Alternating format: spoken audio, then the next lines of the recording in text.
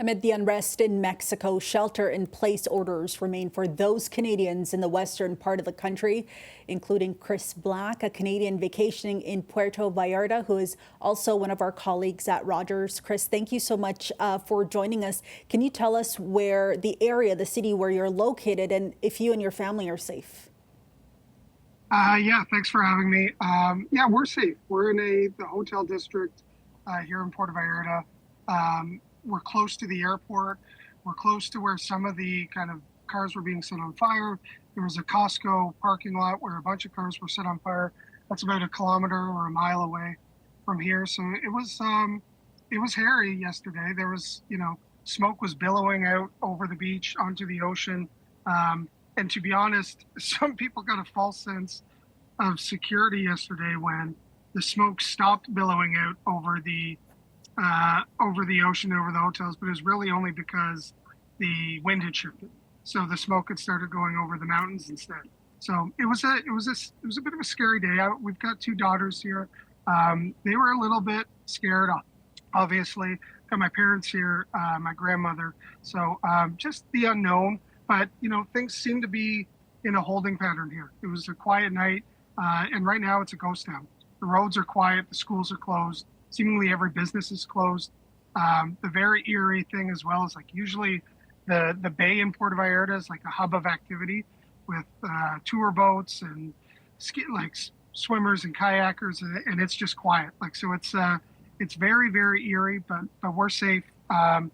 We've got water, we've got lodgings. We're very, very grateful for the local people around here, the employees at these hotels and condos, the police, the military, who are keeping us safe. Right? It was an inconvenience for sure. It was a scary inconvenience, but right now we're safe. So it's been, as I said, a little bit scary and inconvenient.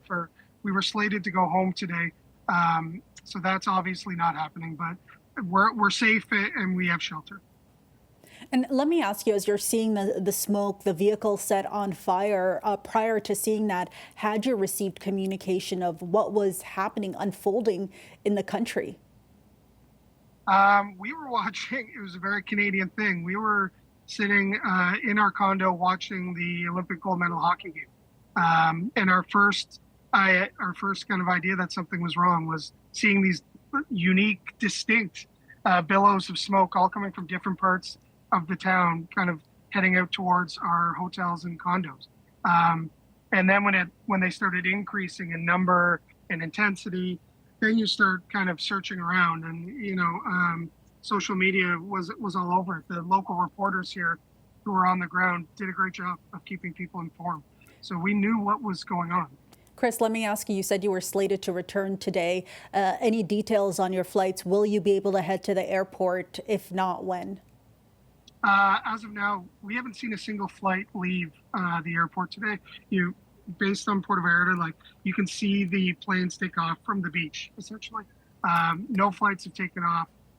We're hoping to get home. Our flights have been canceled, and so far the best option we're being given for getting home is connecting on the weekend through LAX. So right now we're going to take that, but we're hoping that Air Canada kind of add some planes and get some people out of here, because there's a lot of people, as I said, in limbo right now. Yeah, as I can imagine Canadians wanting to return home after that. Chris, we hope you and your family, you stay safe, and we hope that you are able to get that flight as soon as possible. Thank you so much for taking the time to speak with us today.